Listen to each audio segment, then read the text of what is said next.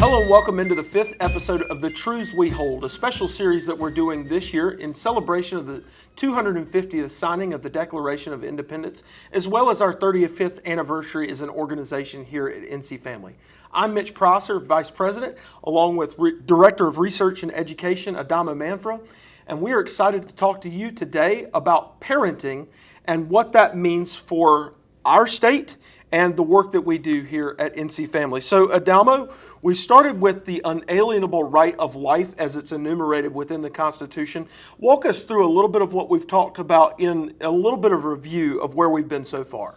Right, yeah, so that first enumerated right, so the life, liberty, and the pursuit of happiness. And so we started with looking at life, so of course, the sanctity of life and how all humans have an inherent dignity that they have throughout their existence and throughout their life. And then we talked about how the natural and God-ordained place and context in which life comes into being is in the context of marriage between one man, one woman producing a child. And so that naturally leads us then to talk about marriage, and then from that, marriage as it applies to parenting. And so then the family context of a mother and a father, parents raising a child up in the way he should go, as we read in scriptures. Absolutely. One of the things that we focused on and will be focusing on here in the years ahead is the success sequence. Our friends at the Institute for Family Studies, Brad Wilcox, have partnered with us. Of course, we know that when people graduate high school, get a job, then get married, then have children, that sets them up for success a majority of the time. We're saying the same thing today. When people get married, and we've talked about marriage, and then they choose to parent having children after marriage, that sets the family and society, for that matter, as the family is the bedrock of society, up for success. And so as we walk through what parenting is and why it's so important, talk to our listeners a little bit about what parenting is. Yeah, sure. So parenting, today it kind of gets a bad rap. We look at it more as a burden and how much it's going to cost, and you'll see people talk about it's too expensive to have a child and no one can afford a child, or no one can afford a house and then a child.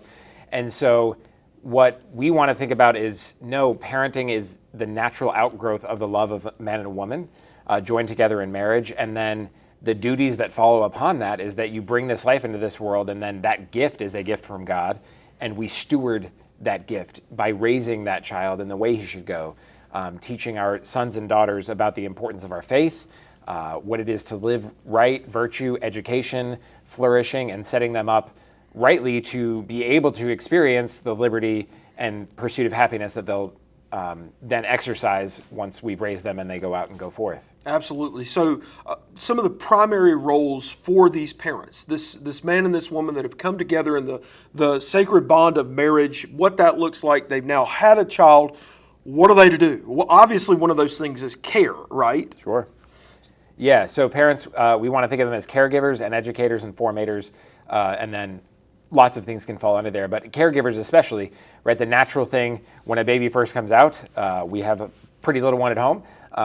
Largely, the first thing is feed them, clothe them, house them, keep them safe and alive. Yeah. And so that's going to be caregiving, and that's going to extend throughout raising the child, and that's going to extend into concerns of health and sexuality and providing for that. Hint, later episode on that topic, and the importance of that inside the family, and the parents being the primary caregivers in all of those ways, providing for the biological and human physical needs of the child as they grow, which starts out very simple and then gets more and more complex as you age. And then you mentioned formation. So care and then the graduation into formation and what that child is going to grow to be. Of course, we know that there's physical formation, there's mental and emotional formation, but there's also spiritual formation and what that looks like, whether people want to call it discipleship or they want to call it parenting, it works out. And so as we walk with our children, as we help them grow into being good citizens, Christian citizens, flourishing adults, what does that look like? Sure, yeah. All of these contribute to what you might put in a sort of a bigger umbrella, like maybe human formation.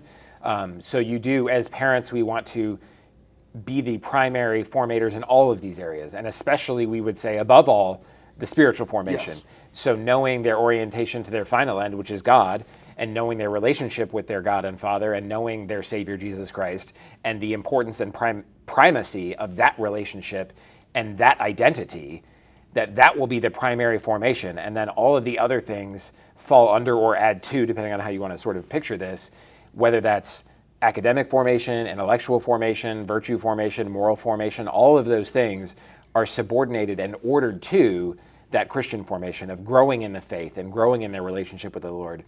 The stronger they are in their relationship with the Lord, the stronger they'll be in all of those other areas.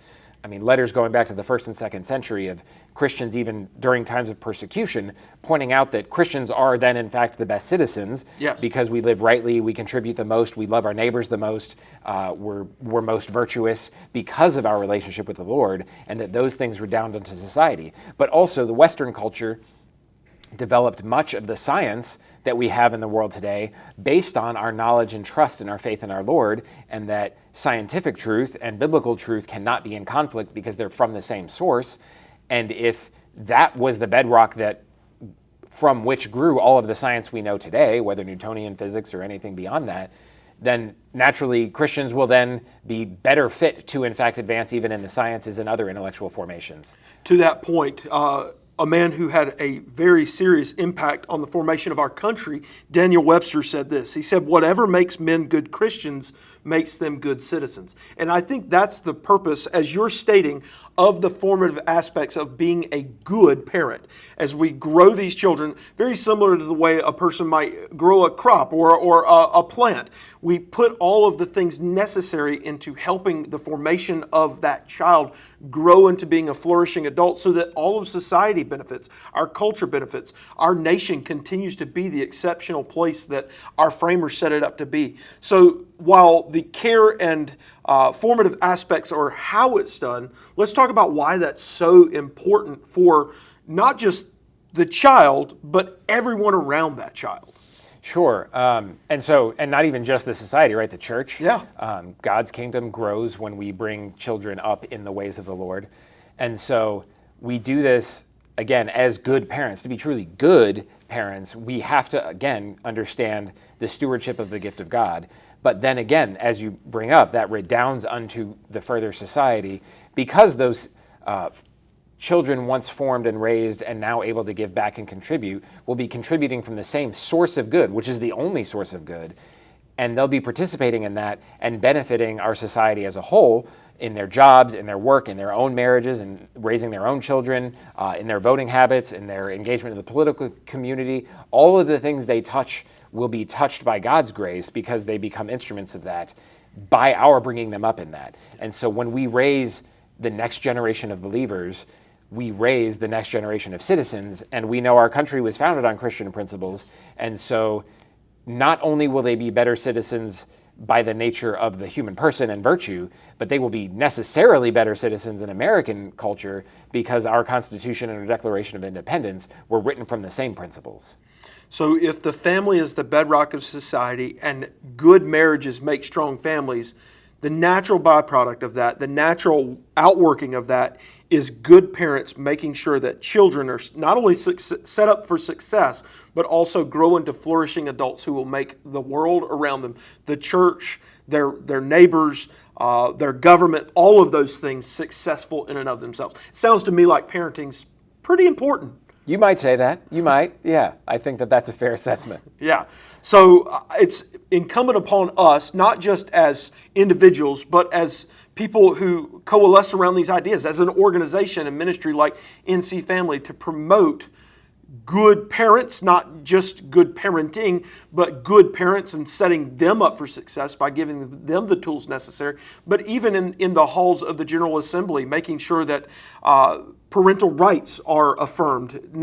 Of course, we know that the government cannot give parents rights. They possess those rights innately as the parents of that child, but to promote those laws that make sure parents are set up for success. What do you foresee that looking like in the years ahead, and what should then the response of those parents be to such laws? Yeah, so you bring up a good point, and we talked about this particularly with the sanctity of life. And we're talking about the Declaration of Independence, going back all the way to our first episode, that these fundamental rights are not created or endowed or just created out of whole cloth by the government and then bestowed upon us by our generous, givers on high. Yes, yeah. But in fact, they're by nature, by the way God has created the order of society and the order of man and all of creation. And it's the government's job to recognize that, honor that, protect it, support it, defend it, bolster it, all of these things. And parenting, particularly in the context of a marriage and an intact family, is especially one of these areas where I think you can look at policies and see a temptation to invert that or not. So you can see policies, whether it's educational freedom, whole episode on that. In fact, our next episode. Coming soon. Or health and sexuality, the episode after that. Yep. And we'll look at ways that policies can be written such that the government is seen as engaging with the individual from birth, that really the government is who looks after the 2-year-old, 4-year-old, 5-year-old, 10-year-old, and the parents are sort of just feeding them to keep them alive until they're ready to be the care aspect, citizens. But not the formative aspect. Exactly. Yeah. Versus policies that engage the family, and until there's a reason to say something's wrong with this family, which of course we have Child Protective Services and Health and Human Services and all the subordinate agencies there to do that. So when there are cases where it is deemed that in fact this specific family unit is compromised, we have exceptional cases for that and policies for that. But outside of those exceptional cases, we should assume that the family is the place and the entity that the government should be engaging. And any policy that assumes that the child is engaging directly with the state and not the family with the state effectively undermines not this particular family unit, but the family as such. Absolutely. And parenting as such. Because if you start saying that the government through the public schools is the best expert in a sort of technocratic view, that the experts know best of how to raise the child, whether it's intellectually or morally, you're now compromising that parenting is the natural order. If you think that the healthcare systems know best what is good for the child, now obviously there are scientific questions that medicine may be better fit to answer, but to just assume wholesale that the medical system is going to have all the answers for the child's health and the parents are second-class participants in those choices is, again, to undermine parenting as such and the family as such. And so things like the Parents' Bill of Rights a couple years ago, back in 2023, or the Parents' Medical Bill of Rights, which is sitting in the Senate, and hopefully we'll see some traction as the short session starts. We'll see.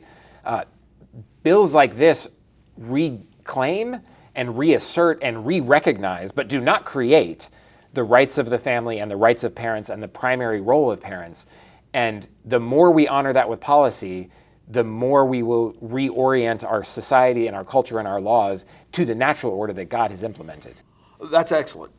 Another thing that our friends at Them Before Us, Katie Faust, and we have been a strong proponent of is a child's fundamental right to their parents. What does that look like? What does that mean for us today in this moment? Sure, absolutely. So in addition to us talking about parenting from the parent's perspective, thinking about parents and their relation to their child is another important thing. And as you mentioned, Katie Faust and Them Before Us, they're huge on that a child has a right to their mother and father, and that situations that would deny them their mother or father intentionally are harmful, at least in some psychological degree, and often in much more catastrophic ways, to the child.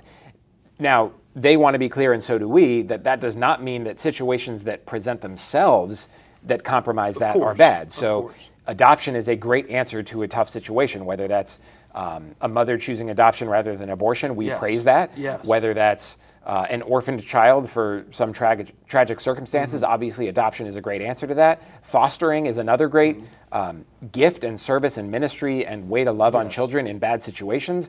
But we would not want to create situations in which that necessarily is the case, that the child is cut off from their biological mother and father, because every child has necessarily a biological mother and father, and the ideal situation is that they are then in relationship, of a parenting relationship, with those same two individuals.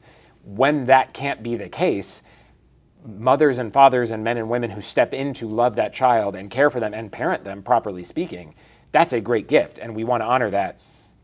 But we don't want to create situations that deny that up front and by nature of the act. And so this came up when talking about redefining marriage.